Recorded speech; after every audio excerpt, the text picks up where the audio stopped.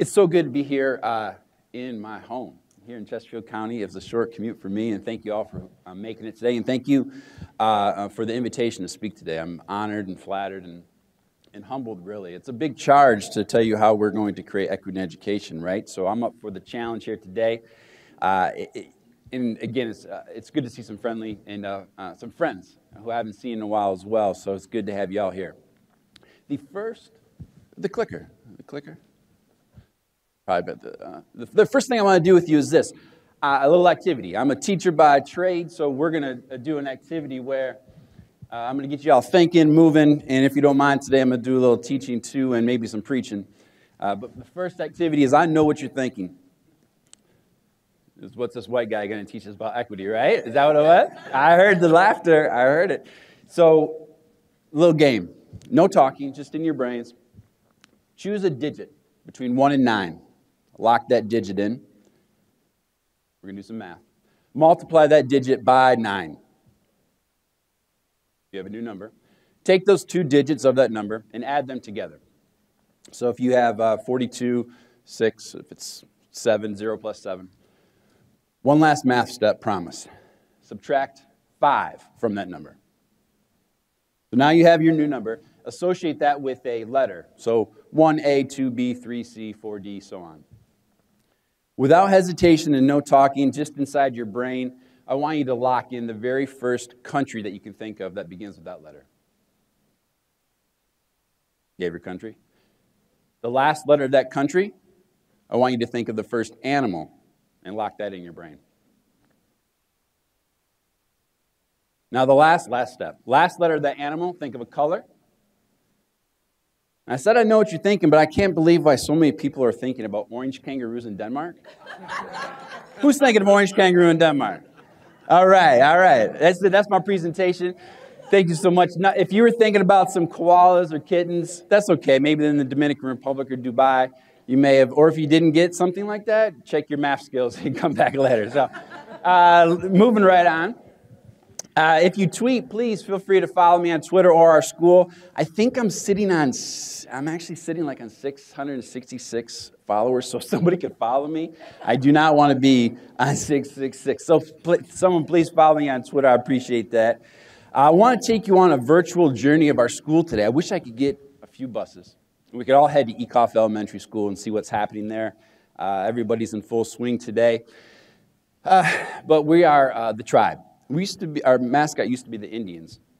One of the initiatives that we took forth a few years ago was to be more sensitive to multiculturalism and changed our mascot to a dream catcher, and we're the tribe. It's all about tribe pride and teamwork at our school. So I'll get into more of our SEL, social emotional learning journey with you all in just a bit. But I want to tell you first about my journey, and especially with social emotional learning. Starts with this guy right here. It's the same kid. It's not three different kids. That's my son, Silas. He just turned 1 about a month ago. And so here he is socially, emotionally, and learning. The last slide, he's like an hour old. He's already thinking. You see that? He's a genius. He's a genius. I have one hour old. So he's really had an impact on my life here the past year and an impact on my sleep as well. But that's our driving force, right? For all of our kids to have a equitable system to learn in. And here's me. So on the left, that was my first day of school in kindergarten back in Michigan. You can't tell there, but those glasses are the very first ever quadfocals that kids wore. And they talk about an equity lens. You can see a lot through those things. I grew up, middle class, poor middle class, white neighborhood. Of privilege, though. But yet, I had my own set of trauma. I was teased a lot, picked on. Before I realized how goofy I believed I was Superman there on the left. I guess I still do. But the picture here illustrates the journey I've been on to, be more of my authentic self, to overcome the challenges that I've faced as a person and as an educator. And then to empower others with some of the things that I've learned along the way. And I hope to impart some of that on you today. Now, I mentioned that I grew up in Michigan. Born and raised. Anybody else Michigan? Nobody. Okay. So this is what we use as a map in Michigan. We use our literal hand. Who is? Michigan. Right back there. Right? Oh, where are you from? Okay, Big Rapids. Right? You know about the hand, right? So, yeah. So then I moved down to Detroit. I started my first teaching job in Detroit Public Schools. Everybody asked me, what are you doing? Why are you doing this? This is legitimate questions from my family. Do they issue you a gun when you go to teach? All these things were real. And I walked in with all my energy and all my ideas, but yet I still had a sense of fear and worry and my own set of assumptions and beliefs. That quickly changed as I realized something simple, that kids are kids. Their circumstances are what's different. So as I continued on my educational journey to get my master's at Wayne State, I came down here to Virginia. So I like to say I moved down this way, and now my heart, I'm in Virginia, right? So here in Virginia, I went to VCU. I studied, my dissertation was on educational leadership, post-court mandated school desegregation. So a northern boy learned quickly about the South by taking some time to research all the history that was mentioned earlier about what's happened here. And I learned a great deal. An interesting fact, the efforts back in the 70s to consolidate Richmond, Henrico, and Chesterfield actually also took place similarly in Detroit with the counties to have a desegregated school system so that we could cross-town bus more appropriately. That didn't follow through, obviously, but resegregation did happen. That's another presentation. But I share that because that research, my work, and all my interest in this topic led me to create my own organization called The New Angle. And in Chesterfield County, I got very active with cultural competency. In fact, the equity committee that Dr. Grimes leads, I serve on that. I'm the cultural competency PD chair. So we're doing as much as we possibly can to get this out to our entire school system. But I've been so blessed to be able to have the experiences to do this work prior to, so I've been able to add what I can to CCPS and hopefully our state here with you today. The one thing, though, my wife started asking me is, are you going to speak all the time? Are you getting paid for this? What is you doing? What? You know? So, okay, Tony. So I formalized the organization.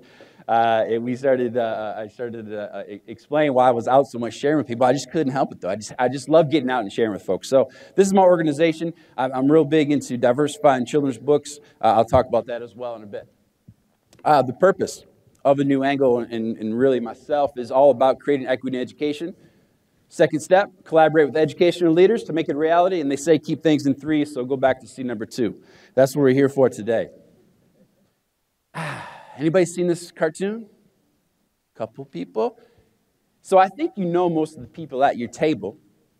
If you don't, please take a second just to share your name, where you work, what you do, and your perspective or perspectives on this cartoon. For those who can't see it, it says, for a fair selection, everybody has to take the same exam. Please climb that tree. I'm excited to hear a few comments, perspectives on this cartoon. Students shouldn't be defined by a test in the month of May. And so mine was more in regard to the SOL testing at that time, that we needed to look at the whole picture of the child and not just a given test. Thank you. Another take on the cartoon, right up here.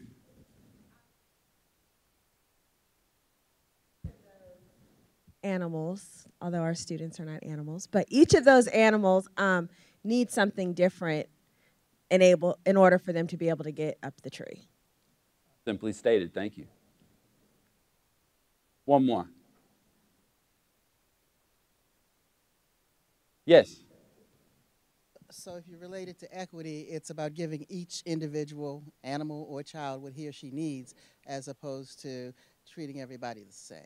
Absolutely. So there's so many, thank you for those who shared. There's so many different takes on this cartoon. And there's one particular take that was actually put to video, and I want you to watch it. Maybe you've seen it. If you have, I hope you enjoy it again. Prince Ia, he's a hip-hop rapper who has a lot of videos out there on Facebook and social media. And this is his attempt to sue the school system. Albert Einstein once said, everybody's a genius, but if you judge a fish by its ability to climb a tree, it will live its whole life believing that it is stupid. Ladies and gentlemen of the jury, today on trial we have modern day schooling. Glad you could come. Not only does he make fish climb trees, but also makes them climb down and do a 10-mile run. Tell me, school, are you proud of the things you've done? Turning millions of people into robots, do you find that fun? Do you realize how many kids relate to that fish? Swimming upstream in class, never finding their gifts, thinking they are stupid, believing they are useless? Well, the time has come, no more excuses. I call school to the stand and accuse him of killing creativity, individuality, and being intellectually abusive. He's an ancient institution that has outlived his usage. So, Your Honor, this concludes my opening statement, and if I may present the evidence of my case, I will prove it. Proceed. Exhibit A. Here's a modern day phone. Recognize it? Here's a phone from 150 years ago. Big difference, right? Stay with me. Here's a car from today, and here's a car from 150 years ago. Big difference, right? Well, get this. Here's a classroom of today, and here's a class we used 150 years ago.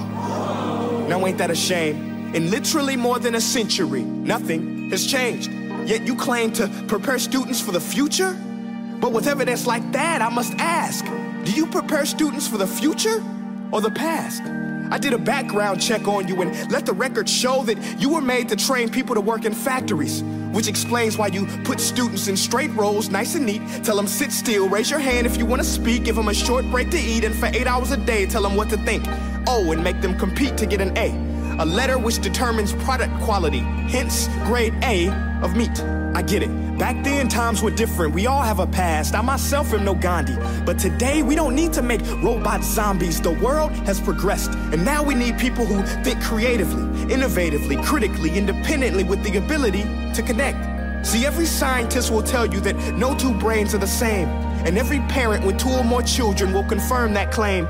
So please explain why you treat students like cookie cutter frames or snapback hats, giving them this one-size-fits-all crap. Watch your language. Sorry, Your Honor, but if a doctor prescribed the exact same medicine to all of his patients, the results will be tragic. So many people would get sick, yet when it comes to school, this is exactly what happens, this educational malpractice, where one teacher stands in front of 20 kids, each one having different strengths, different needs, different gifts, different dreams, and you teach the same thing the same way? That's horrific. Ladies and gentlemen, the defendant should not be acquitted. This may be one of the worst criminal offenses ever to be committed. And let's mention the way you treat your employees. Objection. Overruled. I want to hear this. It's a shame. I mean, teachers have the most important job on the planet, yet they're underpaid? No wonder so many students are short-changed. Let's be honest, teachers should earn just as much as doctors, because a doctor can do heart surgery and save the life of a kid, but a great teacher can reach the heart of that kid and allow him to truly live. See, teachers are heroes that often get blamed, but they're not the problem. They work in a system without many options or rights. Curriculums are created by policymakers, most of which have never taught a day in their life. Just obsessed with standardized tests. They think bubbling in a multiple choice question will determine success.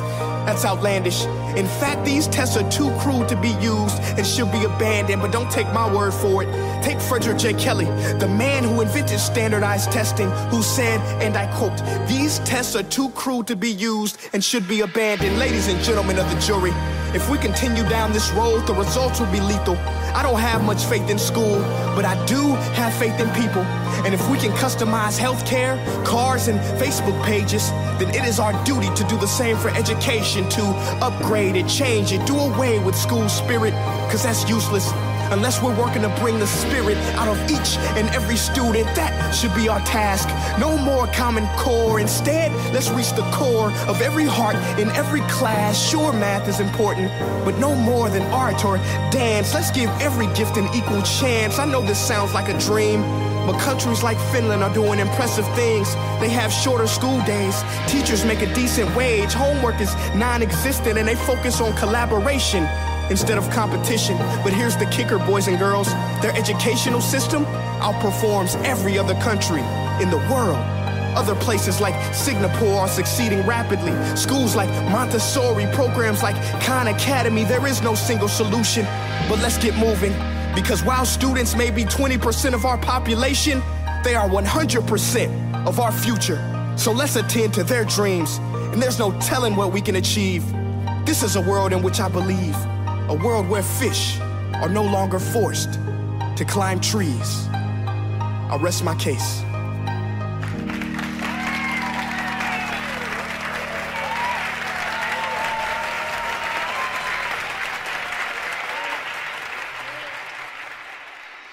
Hey guys, my name is Prince EA, and I want to say thank you so much for watching my video. But now, I want to know what you think. How can we together create a more efficient, effective, and just better future of learning? I want you to visit nestday.com/preorder the future and share your thoughts and ideas on the topic. Peace.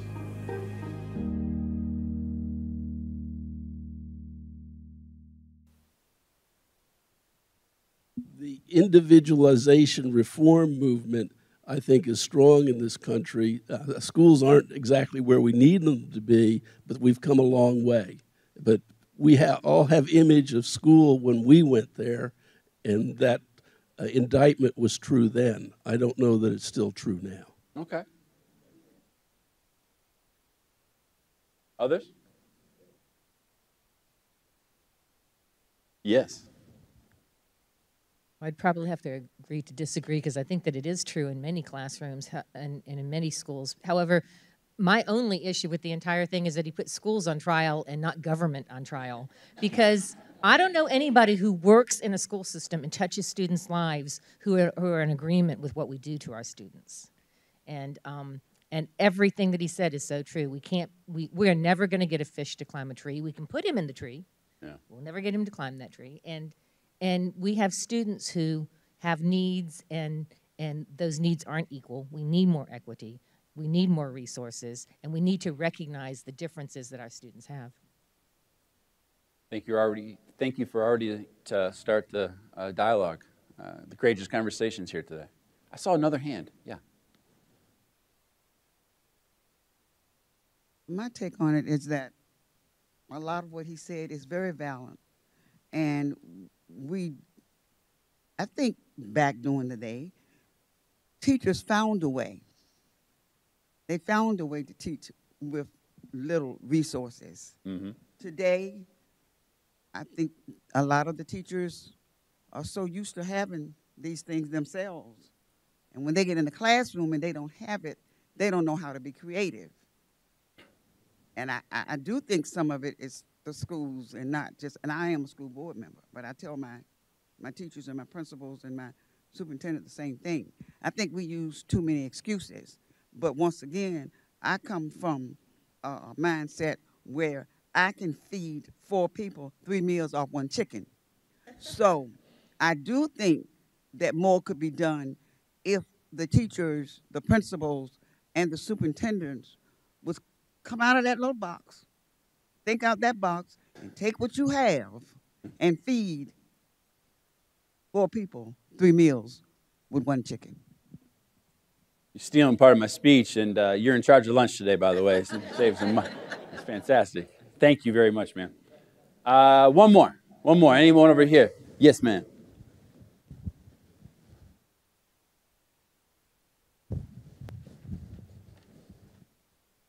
Yeah. I'm on the school board in Prince William County, and like all of you, everyone's struggling trying to find what works. And the problem that I see is that we know what works. We know the research. We know what works in school systems. We don't always do what works because you have to change your practice. And there's been research, we call it meta-analysis, of what works, but we still build schools with rows. We still lecture. We know that it doesn't work. So part of what we have to do is to make sure we do the right work, because teachers are working hard, but they're not doing what I call the right work, and having accountability for every single child to reach a certain level of performance. And you can't say all children learn, but you design a curriculum for some. Because actually in the United States, and we're no different, we really believe that some children can learn and other children don't have the ability to learn. And so we gear our instruction to the some, and we we don't dig into the data to determine who's not learning and put that name. Everybody in every classroom should know in that building which kids are learning, which kids are not learning, and give them that second opportunity. Thank you. Thank you. Okay, so here's my take. I'm charged to share with you today my perspective on how we can create equity in education. My thought is that it requires an intentional process of challenging and changing and or enhancing people's mindsets to listen and understand other people's perspectives. In other words, empathy is very important. Very, very important. We must begin with naming our diversity. Can you take me to the next slide, please? Thank you. We must enhance our awareness, which means we cannot be colorblind or blind to any other form of diversity. We must enhance our social consciousness and then transcend our thoughts into words and ultimately action. We as a culture tend to be timid to do so due to the fear of offending someone. I challenge that notion in this here today, that it is offensive not to try to create a dialogue toward understanding. This is constructivist listening through an equity lens. Remember, lenses are clear. Learning another's authentic self is a relational effort. Speaking of relationships, we all know the 3 R's, rigor, relevance, and relationships. My second challenge here today, we flip that. Relationships, relevance, then rigor. Yeah. To build authentic relationships embedded in culturally relevant pedagogy, to then establish rigorous learning environments. All of these points and ideas and initiatives that you're going to hear today are a process. It takes time. We must build teams of trust. Building trust starts within us as equity leaders to be our authentic selves, which gives permission to others to do the same. We must be professionally vulnerable, admit our ignorance. And by the way, I didn't start learning until I realized how ignorant I was. Let's go out and let go of our egos if we truly want to develop a countercultural approach to building a school culture for all kids to reach their full potential, to thrive, to flourish. We must change the discourse, have courageous conversations, and be conscientious of what we say and how we say it within a system that is institutionalized with complacency and the need to meet the status quo. Question for you to ponder. Who are you in terms of your cultural identity? First step is us as leaders to really know who we are, to set the tone for our schools and our states, our world. We need to be honest with ourselves about the assumptions and beliefs that we have as educators of our students. Assumptions and beliefs based on preconceived notions misguide our judgment of our students' potential. Dismantling the barriers that block our understanding of the truth allow us to foster meaningful relationships with our students and colleagues to create those culturally relevant systems for teaching and learning. Building trust is step one in the process of creating equity in education. As a principal of a social emotional learning school, you're going to hear me say SEL a lot, I have learned the value of intentional conversations. They are not easy. With other educators about what it means to make a school unique. Recently, I've been spending a lot of time, and raise your hand if you have to, helping people understand the perspectives of other people. That's what we do as leaders. The results have been staggering, though. Personal connections across professional lines have strengthened. Understanding of our students' lives and situations have grown. Ultimately, our relationships with our students have deepened to the point where daily class meetings, I'll tell you about these in a second, are forums for building trust among students from a variety of multicultural perspectives. Next, empowering open-mindedness is to empower others to develop their purpose through an empathetic lens that opens up one's mind, body, and soul to see beyond themselves toward the global perspective we're all after. True innovation is a result of trust building within yourself, to not be so wrapped up into yourself, rather to empower others to be brave in discovering their own authentic identity in order to achieve their full potential and purpose to not only flourish as an individual, but as a collective community. Charged to influence others by giving others permission to be who they truly are. Let's empower these open-minded folk. You know who I'm talking about. The ones who are willing to address their own assumptions and beliefs about their students' abilities, the ones who are not wrapped up into these kids, these parents, right? I got to give Dr. Newsom, my former superintendent, one of the first things he did here in Chesterfield County was address these kids' statement. And I've taken that with me, so thank you, sir, for that. I quote you on the speech here, don't worry. We must provide a framework focused on positive and high expectations and follow up continuously with those who want to grow with pockets of PD. It's not a one speech solves all. Pockets of PD to facilitate the personal supports they are yearning for as educational equity leaders themselves. Being intentional with our efforts. Aspire to inspire. Aspire to inspire. A growth mindset versus a fixed.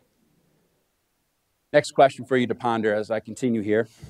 Why is mindfulness a challenge for educators?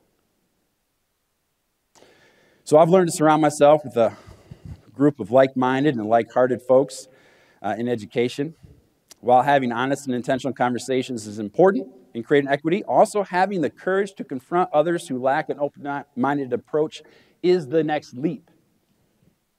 We need to challenge people who perpetuate a negative view of their students' potential that is based in preconception, prejudice, or social propaganda. No single educator can do this alone. I believe in empowering all those that determine and demonstrate even a sliver of confidence to stand up to injustices. So, fatigue. We feel it day to day in the schools. I just talked about my report card fatigue. It's not easy. Countering others with negative beliefs is a further struggle. And after seeing the benefits of our entire school focused on SEL, social emotional learning, I decided to surrender my own assumptions and beliefs. Part of that being ignorant and realizing I am, and the impact it had on others to see that, I think, is what really helped transcend our school. I'm thankful for that in my heart. We established an expectation that would cultivate an open-minded approach to learning in order to create an empowering school culture focused on equity. Our results include a staff diversity of 2%. I have 100 staff members. 2 of them were of color 7 years ago. We're up to 20%. Intentional recruiting, hiring, interviewing, onboarding, training, retaining. I have some demographic achievements to share with you, too, with our suspension rates and reading levels increasing, but I'm going to save that. Wait for it. Keep you on the edge of your seat here. So I know you're wondering another thing. How do you deal with some of this confrontation? Anybody hear the CLEAR model? CLEAR. C. Always, always, always remain calm. You're going to be faced with naysayers. Stay calm. L. Listen. Even if you disagree with them to the ends of the earth, listen, listen, listen to what they have to say, because we can learn from that somehow, some way. And that E is the empathy piece.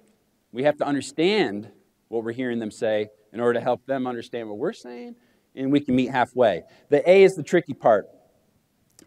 Artful mindfulness is what I call it. Artful mindfulness. That's the finesse. How you can have that conversation? Tell me more about what you mean by that. Have you experienced that before? Tell me about a situation you've experienced where you've actually been in a Detroit public school. Did you see? Find ways to have this dialogue. We'll talk a little bit about this today. And then the R, resolution. We have to realize we're all after the same goal here. That's for that equity piece. So finally, I want to talk about welcoming out-of-the-box ideas. Somebody else talked about out of the box. Here we go.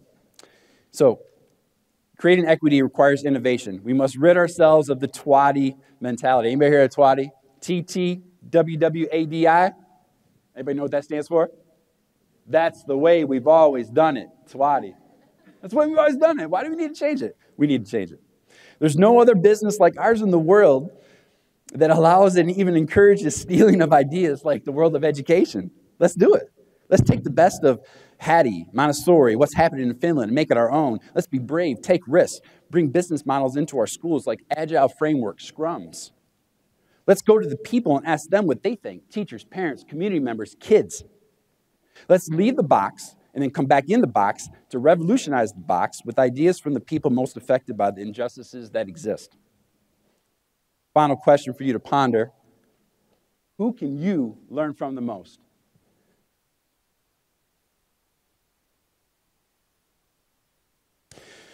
So let's have a mentality of there is no limit with limited resources. Let's create our purpose, our why, focused on the sustainability of equipping others with the resources needed for success. It's a combination of empathy, empowerment, and autonomy with the right mix of accountability, right? Still got to hold people accountable. This is where teamwork comes in to develop this collective responsibility. Here are a few ideas of mine. Let's hire well. Let's dig deep into brain research, trauma-informed care. Streamline initiatives to make life easier for teachers. Start with wellness, mental health plans, life balance, mindfulness, character education, social-emotional learning. Be creative in every aspect of this process to include funding, recruiting, mentoring, onboarding, how to deal with the ineffective staff effectively and efficiently. It's time-consuming. Expect culturally relevant instructional practices. Conduct equity audits, needs assessments, root cause analysis in order to develop a comprehensive mindfulness plan to include all stakeholders for building family, community, wraparound services. Shortly, I'm going to tell you about Ecoff and our 800 kids and everything that goes into play with us at our school. I want to give the disclaimer. It's not all dandelions. It all hasn't been roses and unicorns hopping through the fields at Ecoff. It's been hard. It's been hard. However, this is where my faith comes in, and I'm very grateful here today to humbly and confidently tell you that I think this is the path we need to take collectively. So I do have more details to share if I have more time regarding some of the PD efforts and the nitty-gritty that goes into working with staffs that I've done independently that I can share with you later. But I think first I got to get a little more street cred. Or I like to call it ed cred. So if we could continue with would you mind just driving for me? Here, check out Ecoff.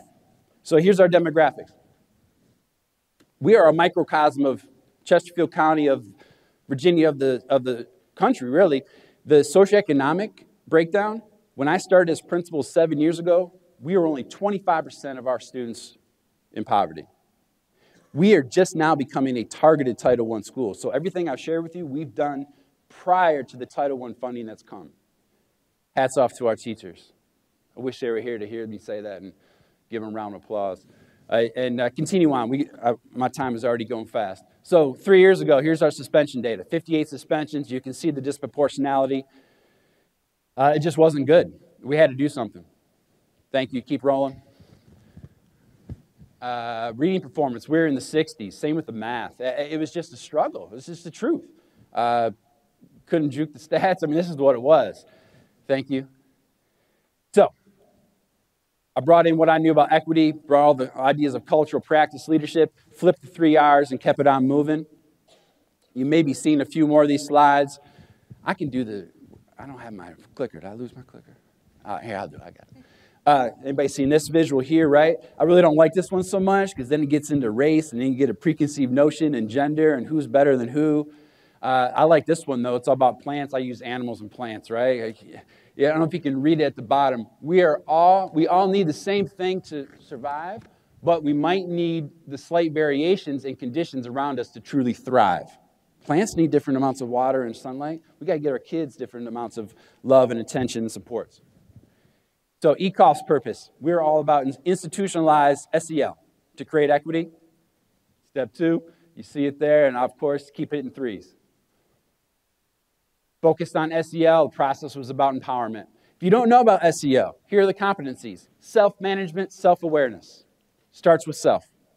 Social awareness and relationship skills. How are you going to interact with others? Ultimately, that responsible decision-making to make things better in a child's life. We're helping teach our kids life skills. So, here's a nice visual of these assumptions and beliefs that we never get to. We started to talk about it. But initially, when I came on as principal, pushing rigor, pushing tech, all the things that are so important. Guess what I got? Push back. Yeah. That's when the gray started to come right then and there. And so this is a continuous process, building trust, the equity lens, addressing all those assumptions and beliefs. PBIS. I think, who's using PBIS in their district, right? Quite a few folks, yeah. That's been very popular. We used it. We created our framework of team, Very important. Another thing that we helped do with our behaviors was administrators, myself and my assistant, who is phenomenal. We go to the problems. Kids don't get sent to the office. We go to the classroom. Teacher keeps the power. They tell us what's going on. We're just the listener. We give a child the choice to apologize and ask for permission back in the room. Teacher decides. Either they come with us or they go back to learning. And that daily morning meeting, in our schedule, we've built 20 protected minutes every morning from 9:20 to 9:40 where they sit and talk and go through activities and build relationships on those SEL competencies. December 14th, 2012, Sandy Hook happened. So for me, I mentioned my faith a little bit here already today, and I wouldn't be honest with myself if I didn't tell you that shook me to the core, and I started to question what I was really doing as an educator. Didn't tell many people about it. I told God, and He told me it's time. The day after it happened, I went for a run. He told me that. I left that night, hung out with friends I don't hang with anymore, went to a church I don't go to anymore, got a call from a friend who actually married my wife and I, and half hour after he called me, I met my wife that night. I started listening to my heart. Went back to school, reprioritized those 3 hours. Created a PLC room. Literally, every kid in our school has their face on a wall in our school where teachers are only allowed to go and process to build relationships with kids through the data versus just having it be data. Kids' faces are there. Changed my office into a classroom so I could teach lessons. Taught 2 lessons to each class throughout the year. We established those professional goals, talking about diversifying our staff. Not easy for some teachers who are white, who have been there for years, and who don't understand why that is not an issue because they take it personally. It's not about you. It's about our kids. Held discussions on creating an inclusive school with our PTA. That's bringing the parents involved, right? That was fun. That was great. Conduct community bus tours. Let's get to know where our kids live. Of course, using social media. Another thing that we did, I'm going to ask for some assistance. If every table could get one of those Ecoff booklets. You're going to get a booklet right now. I told you I'd take you on a tour of Ecoff. We made our own booklet to market, to showcase what we do at our school as a social emotional learning school. We pass it out to every single new family, our community partners, and you are going to get one as a table. I'm sorry I don't have enough for everyone, but if you could thumb through it and check it out. It's all about branding. We wanted to tell our story. We wanted to build that empowerment through a visual representation that we could actually grasp. At the same time, we were doing this work at Ecoff. Chesterfield County was pushing wellness and exploring SEL. Guess who raised their hand first? Sign me up. So we conducted a needs assessment, bringing in all these resources. We created what is called the Empowerment Zone. You'll find it on page C. Anybody seen Waiting for Superman? Jeffrey Canada? If you haven't seen the documentary, check it out. He's in Harlem. He created the Harlem Children's Zone, where they have wraparound services right in this block within Harlem. I said, I don't have to be in Harlem to do this. Let's do it in Chester. So we create our own empowerment zone, our community resource hub right in our school. We found a unclaimed space where we created, I'll tell you more about it in a second. I'm going too fast. The Character Club. Anybody read Paul Tuff's book, How Children Succeed? You guys got to go read them. This is a great book, How Children Succeed, Paul Tuff. If you want to, just go to page 180. 180. Paul Tuff, you don't have to read the whole book. Just read page 180.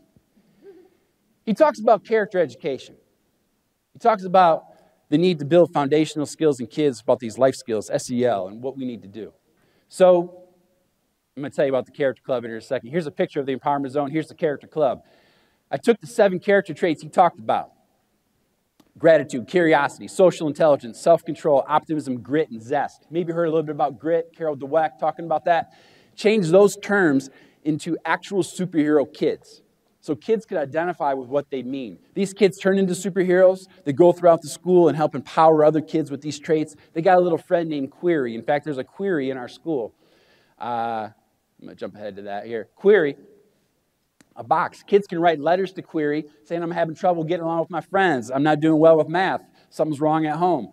Query then gives the problem to a superhero. Superhero writes back to the kids with an empowering message of support.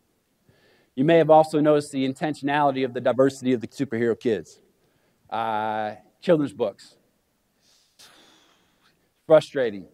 73% of them a few years ago were white. I try to make my chip into that. All these stories I was telling to our kids about the Character Club, it materialized into a children's book. So I was able to publish a children's book, blessed with that. We donated one to every single school in Chesterfield County and all of our classrooms. So we're building curriculum focused on this throughout Ecoff Elementary School. Going back to the empowerment zone, that empty space there on the left, underutilized, we transformed it. Our PTA has an office, storage for school supplies, resources, technology enables presentations. We have the YMCA, Chesterfield Mental Health, Food Bank coming in, doing activities with our families to help empower them, give them the resources, and equip them with the strategies they need for success.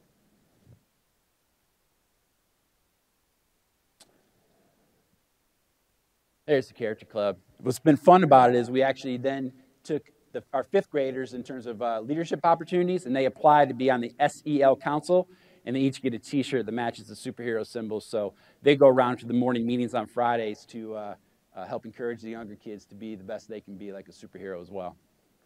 Culturally relevant pedagogy. Kids love superheroes. Let's do something. Let's be creative. So, trained our staff in trauma-informed care, the mindfulness approach. Here's a great one. PTA family breakfasts. We have a breakfast for every grade level once a month. We bring them in to feed them. Then they stay. We tell them about the empowerment zone. Then they go to the class to be a part of the morning meeting with the kids. We get a lot of support. Reached out to 36, I think it's up to 42 now. I need to update that. 42 community partners.